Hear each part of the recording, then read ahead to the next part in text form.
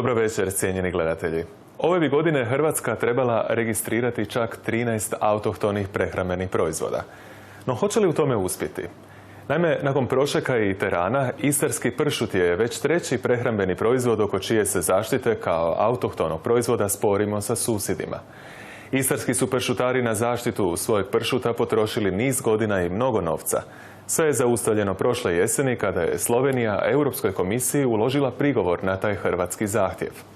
I sad prema proceduri komisija najprije treba odlučiti o valjanosti samog prigovora. U ovoj emisiji zanima nas pobliže na čemu to i zašto inzistiraju slovenski proizvođači. Mogu li geografsko podrijetlo sorti i tradicija potpuno pratiti političke granice država? Postoji li išta potpuno hrvatsko ili čisto slovensko? I što hrvatski proizvođači trebaju učiniti kako bi bili uspješniji u zaštiti nekih proizvoda? Ta pitanja večeras postavljam Editi Volar-Pantić, načelnici sektora u Ministarstvu poljoprivrede. Dobro večer. Dobro večer. Tu je i Iva Kaligarić, stručnjakinja za brendiranje u agenciji Senior. Dobro večer i vama. Dobro večer.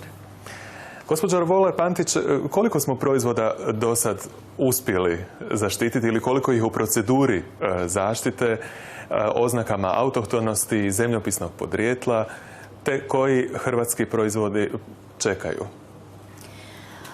Na nacionalnoj razini znači imamo zaštićenih 15 proizvoda. To je onaj prvi korak. Da, prvi korak, znači registriran na nacionalnoj razini, a sada do kraja lipnja moramo poslati 13, ali vjerovatno ćemo svih 15 uspjeti poslati na zaštitu i registraciju na razini Europske unije. Inače, taj postupak je dosta formalno znači traje, propisan je propisima europskim propisima i traje formalno oko 17 mjeseci, ali obično ima razne faze, točno su definirane i jednostavno nadamo se da ćemo uspjeti sa svima doći do konačnice i biti na listi u DOR bazi podataka i s time dobiti dozvolu da koristimo europske znakove i zaštititi znači onda te proizvode na cijelom europskom tržištu. Tek dakle za oko 2 godine bismo mogli imati prve hrvatske proizvode zaštićene kao izvorne. Na razini Europske unije. Što se dogodilo s pršutom? Je li u pitanju tko je brži ili tko je jači, tko ima više iskustva? U čemu je stvar?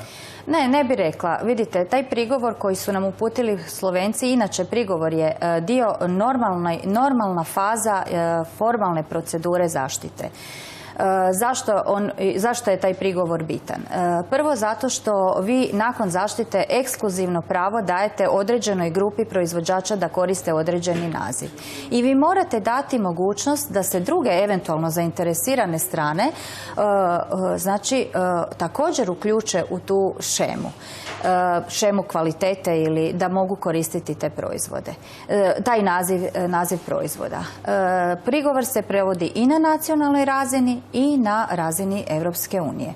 Tako da ja mislim i nadam se, znači mi sad čekamo u stvari odgovor Europske komisije. Ona bi nam trebala, očekujemo ga u stvari, da li je prihvaćen prigovor Slovenaca ili nije, a nakon toga ide faza u stvari sporazumijevanja sa Slovenijom oko samog naziva, a sadržaj samog prigovora još sada ne znamo. To sam vas upravo htio pitati. Da. Što Slovenci osporavaju istarskim pršutarima u smislu prava na ime istarski pršut? Mi formalno nismo još dobili koji su. Znači, znamo samo da je prigovor uložen, ali sadržaj prigovora ne. Ali prigovor je uložen još ove jeseni. Koliko dugo treba da uopće doznamo koji je prigovor? Malo to jako sporo ide. Pa, to je tako jednostavno procedura isto. Znači, Slovenci prvo moraju reći da će prigovoriti, a zatim imaju 2 mjeseca fazu i vrijeme da skupe svu dokumentaciju, da argumentiraju zašto su uložili prigovor. Zakočiti proces, a onda tek dokazivati. A onda dokazuju. Kad svu dokumentaciju, znači to je 2 mjeseca, kad Europska komisija dobije svu tu dokumentaciju, onda se to prvo prevodi i onda komisija znači razmatra taj prigovor. Ona, ukoliko utvrdi da je prigovor prihvatljiv, da je opravdan, znači temeljem te dostavljene dokumentacije, onda nama također informira nas i dostavlja nam i cjelovitu dokumentaciju i tek u toj fazi ćemo mi znati što Slovenci i na koji način u stvari oni dokazuju. Dobro, ali možemo nešto zaključiti prema prethodnim slučajevima? Kad su u pitanju bila vina, recimo. Jesu li se i hrvatski proizvođači pribilježivali? Moram reći da je to različit sustav. Tako da ne bi mogla uspoređivati. Ovdje postoji ta uredba koja jasno propisuje faze i tako da mislim da to nije identično kao i kod vina i jakih alkoholnih pića, jer ovaj sustav se i ne primjenjuje na jaka alkoholna pića, ne primjenjuje se na vina i na druge proizvode. Jesu li se domaći proizvođači tako pokušavali pribilježiti na zaštite proizvoda kod drugih zemalja, kod nekih susjeda? Ne baš. Mislim da... U čemu je stvar? Što bi to bilo, da se žargonski izrazim, što Slovenci kuže, a Hrvati ne kuže? Je li stvarno u pitanju... Je li kašnjenje u pitanju? Je li organiziranost? Biramo li krive proizvode? U čemu je stvar? Znači, iskustva drugih zemalja, postupak zaštite svugdje od samog onog inicijalne faze, znači predregistracijske faze koja je vrlo zahtjevna, do registracije, evo, prema iskustvima drugih proizvođača u drugim zemljama 5 do 7 godina traje. Znači, bilo da je to Italija ili je Slovenija i slično. Mi sad ne znamo točno koliko je... Znači, možemo se pravdati time da smo kraće u utakmici. Pa da, jednostavno. Znači, mi smo, evo da kažem, ta predregistracijska faza, to je dosta zahtjevna faza gdje u stvari skupina proizvođača, ako ima namjeru zaštititi i registrirati proizvod, prvo mora prikupiti izraditi jednu specifikaciju. To je dokument kojim vi definirate proizvod. Znači, definirate njegov sastav, organoleptička svojstva, područje na kojem se on proizvodi, zatim definirate tehnologiju i brojne druge stvari. Nakon toga vi te sve što ste definirali morate i dokazati, što znači da morate napraviti analize proizvoda, onda organoleptička, senzorička ispitivanja, to su one analitički dio priče, ali onda morate skupiti i nekakvu povijesnu dokumentaciju. Ti proizvodi su u stvari proizvodi koji su tradicionalno proizvode i vi morate dokazati tu njegovu tradicionalnost. Morate znači nekakve u arhivama, povijesne dokumente, kuharice, račune, gdje se spominjao taj naziv tog proizvoda i tako da to jednostavno zahtjeva jedan studiozni rad koji može dosta dugo čekati. I za koji proizvođači često nemaju ni vremena. Nemaju vremena ni kapaciteta dovoljno da to odrade sami, pa onda uključuju znači institucije, fakultete, laboratorije i slično. Tu bih htjela reći da je vrlo važna i uloga lokalne samouprave, znači jedinica lokalne zajednice, mjesta, županija i slično, zbog toga što im oni mogu u tome pomoći. I vidimo da možda tamo gdje su se županije malo više angažirale, da je tu taj postupak ipak išao malo lakše, davali su nekakvu potporu proizvođačima u svemu tome. A to je na neki način i logično, jer korist neće imati samo proizvođači, nego i sama ta regija odakle taj proizvod dolazi, gdje se on proizvodi. Gospođo Kaligarić, kakav uvid imate u smislu tržišta? Koliko proizvođači jesu uopće svjesni ne samo zaštite autohtonosti pojedinih proizvoda, nego i brendiranja, promocije pojedinih proizvoda kao hrvatskih, izvorno hrvatskih, specifičnih za područje? Pa zapravo kad govorimo o velikim tvrtkama, oni su itekako svjesni važnosti i zaštite i brendiranja, odnosno označavanja markom samih proizvoda i usluga. Tako da s te strane zapravo ništa nije sporno. Ono što se recimo razlikuje u slučaju autohtonih proizvoda, što ovdje imamo proizvode koji već postoje niz godina, desetljećima, stotinama godina i sad se pristupa procesu zaštite njihovog plasmana, možda i na šira tržišta. U ovoj drugoj situaciji kod privatnih tvrtki najčešće imamo nove proizvode koje zapravo prvo štitimo, a tek nakon toga plasiramo na tržište. Znači prvo zaštitimo njihova imena, logotipe, odnosno verbalne, vizualne konstante i tek u tom trenutku kreće plasman. Naravno ne želimo da nitko drugi vrlo jednostavno imitira taj proizvod i izađe s nečim pod našim imenom ili znakom. Ali ti putem nešto ipak gubimo. To sve jako dugo traje, vrijeme prolazi, tržište je naprosto agresivno, velika konkurencija. Ne čini li vam se da bi proizvođači trebali i taj dio poslovanja malo više posvijestiti? Definitivno, uvijek mislimo da se može brže i bolje, da bi se trebalo i više štititi i zapravo paziti na to područje. Vidimo s jedne strane u vašem slučaju da cijeli proces traje, ali je sama zaštita proizvoda, znači to nije nekakva novost, iako se o tome priča u zadnjih nekoliko godina. Znači, kad gledamo u starom Rimu su već postojala pravila kako su se štitili brendovi. Znači, već tada su bila postavljena nekakva načela. Ono što je danas bitno, osim same zaštite, dosta je sad se medijski eksponirao kako teran, kako istarski pršut, bitno je da za te sve proizvode znamo nekakav put, imamo viziju što ćemo kasnije s njima. Znači, nije dovoljno dobiti jednu markicu, nego je potrebno tu markicu iskomunicirati ljudima da znaju što ona znači, a u konačnici i cijelim spletom marketinških aktivnosti plasirati proizvod na tržište. Znači, jedna markica nam nije dovoljna. Da. Ali na mnoge proizvode lijepi se ili komadić zastave ili ime Hrvatsko, jer ipak postoji neka tržišna vrijednost tog imena. Naravno, to je cijeli splet asocijacija koje su vezane uz brand Hrvatska, koji pogotovo kod prehrambenih proizvoda i nekoj autohtonosti. Na primjer, koji proizvodi su najčešće tako označeni? Ima, zapravo kod dosta proizvoda najvećih tvrtki imamo pogotovo onih koji idu u izvoz, imamo nekakve markice koje označavaju porijeklo hrvatsko. Tradicija se dobro prodaje. Da, sad moram priznati da bi ja voljela imati nekakva konkretna istraživanja gdje bi vidjeli koja je vrijednost toga, odnosno što drugi percipiraju, ali zasigurno ta nekakva tradicija, pogotovo kako govorimo o nekim područjima Hrvatske iz kojih dolaze proizvodi, je bitna. Gospođo Volarić-Matić, koja je zemlja u Europskoj uniji do sad bila ipak najuspješnija u zaštićavanju? Najuspješnija Italija i Francuska.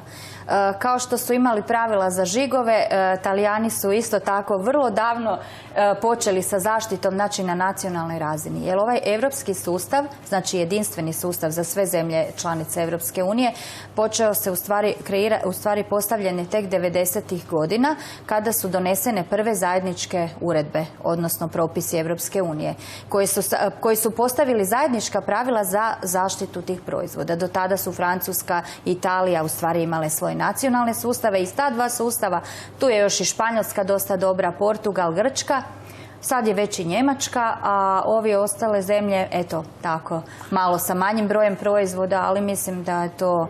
I na kome je bila inicijativa u tim najuspješnijim zemljama? Na ministarstvima ili na proizvođačima? Proizvođačima, ja mislim, da. Oni su isto, oni su inicijatori... Ali u nas je, čini se, opet obrnut proces. Opet čekamo od države da povuče. Kod nas isto proizvođači imaju interes za zaštitu. Mislim, mi dosta promoviramo taj sustav. Imali smo različite projekte gdje smo proizvođačima htjeli znati koji je značaj te zaštite, znači i dalje radimo na promociji, odnosno na taj način, jer još nemamo, ali promoviramo sustav, što zaštita njima uopće donosi kao proizvođačima, isto tako kako što donosi samoj regiji u kojoj se ti proizvodi proizvode, a što znači i za potrošače, jer kod ovih registriranih proizvoda sustav službenih kontrola, to ovako malo kruto zvuči, ali na to Europska unija jako polaže, da i zemlje članice su dužne osigurati dobar sustav službenih kontrola kako se ne bi zlouporabilo ta registrirani nazivi. Gospođo Kaligarić, javljaju li vam se po vašem mišljenju u dovoljnoj mjeri proizvođači kako bi brendirali svoje proizvode? Pa moram priznati da u dosadašnjem 10-godišnjem radu nisam imala prilike puno raditi upravo na brendiranju tih malih autohtonih proizvoda. Radila sam u jednoj od većih marketinških agencija i zapravo jedine inicijative koje su odnosile na nekakav branding i komunikaciju bili su isključivo dizajn ambalaže proizvoda. Znači dio koji se odnosi zapravo na branding. Ali tu ne staje priča. Za sve njih bilo je potrebno napraviti cijeli jedan splet, cijelu jednu strategiju marketinške komunikacije kako bi vidjeli kako će oni biti plasirani, kome će biti usmjereni, na koji način ćemo zapravo dopreti do kupaca. Tako da evo, inicijative u kojima sam ja sudjelovala bile su samo na razini elemenata cjelokupnog ovog procesa. I što bi proizvođači koji o tome razmišljaju mogli od vas, recimo, sada nešto i naučiti? Zašto je važno brendirati proizvod kao izvorno geografski s nekog područja iz Hrvatske? Pa evo, moram priznati da na ovom primjeru nesretnom terana možemo vidjeti što zapravo znači jedno ime i koliko je ono važno i koliko će biti u konačnici važno za plasman samih tih proizvoda na tržištu. Znači, ukoliko se već neko potrudio napraviti proizvod, onda bi bilo stvarno vrijedo da predstavi na pravi način njegovi identitet, da postavi neku razlikovnost u odnosu na ostale i da upravo tu kvalitetu i cijeli set asocijacija vezanih uz taj proizvod ipak na neki način zaokruži i predstavi kroz svoj brend. Što je to? Je li to kvaliteta proizvoda? Je li to specifičnost proizvoda ili su to slike o geografskom podrijetlu koje zapadni potrošači sigurno već imaju u smislu Hrvatske kao turističke zemlje? Pa to je zapravo cijeli splet asocijacija. Znači, i slika, i osjećaja, i misli, svega onog što vas vezuje uz, ako govorimo o geografskom porijeklu, o nekakvom području. Znači, ovi autohtoni proizvodi, osim što se naravno prodaju na našem teritoriju, mogu biti izrazito dobra promotivna sredstva Hrvatske kao turističke destinacije u inozemstvu. Gospođo Volar-Pantić, pitanje s uvoda, mogu li uopće sorte koje postanu kasnije zaštićene, prehrambeni proizvodi pa i poljoprivredni proizvodi, pratiti zapravo sadašnje teritorijalno ustrojstvo država? Granice su često povučene onako da ne prate prirodne granice i razlikovnosti, Pa često puta proizvodi, znači, pogotovo kako su granice provučene, znači, recimo to je Istra, Baranja sa Mađarskom, isto tako imamo dio, Srijem sa Srbijom dijelimo. Znači, neki proizvodi koji bi nosili naziv tih područja, znači, ne prate državne granice. Što znači da bi, ali uredba, znači, opet Europska komisija je vodila računa i čak i potiče takvu prekograničnu zaštitu, što znači da proizvođači mogu, kad rade u onoj fazi, kad izrađuju specifikaciju, stupiti već u kontakte sa proizvođačima i udruženjima proizvođača, ako naravno oni postoje u tom dijelu, znači u drugim zemljama, tim prekograničnim prostorima i zajednički možemo istupiti onda i zaštititi proizvod na razini Europske unije. Tako, primjerice, ne znam, sad nemamo nikakvu informaciju u Baranji, mi smo zaštitili baranjski kulen. Proizvođači su pokušali vidjeti, odnosno stupili su već u kontakt sa nekim proizvođačima u dijelu Mađarske, ali oni ne pokazuju interes da štite taj isti proizvod.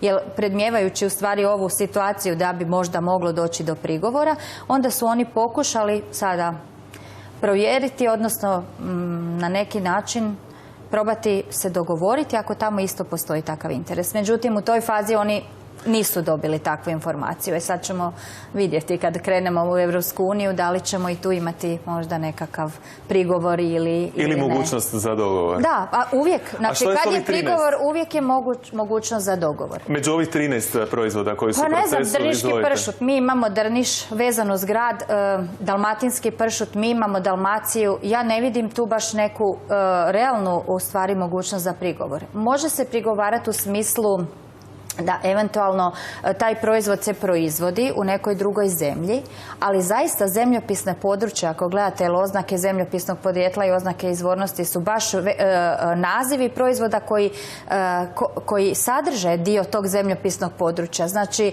realno prigovor se može samo usmjeriti na to da bi mi ugrozili opstojnost nekog postojećeg proizvoda, ali i tu je Europska uredba dala mogućnost da onda, recimo, te strane koje ulažu prigovor u tom smislu mogu nekako paralelno možda 5 godina koristiti taj naziv, tako da... Ali u međuvremenu, gospođo Kaligarić, označavanje svakako može značiti veću dobit. Definitivno. Znači, samim označavanjem možemo dobiti, kažem, još nekakve karakteristike koje su vrijedne ljudima i za koje će biti spremni platiti više. Nadam se da će takvi proizvodi biti sve više u budućnosti. Hvala vam lijepa na sudjelovanju u večerašnjoj emisiji. Hvala vama. Hvala i vama, dragi gledatelji, na pozornosti. Doviđenja.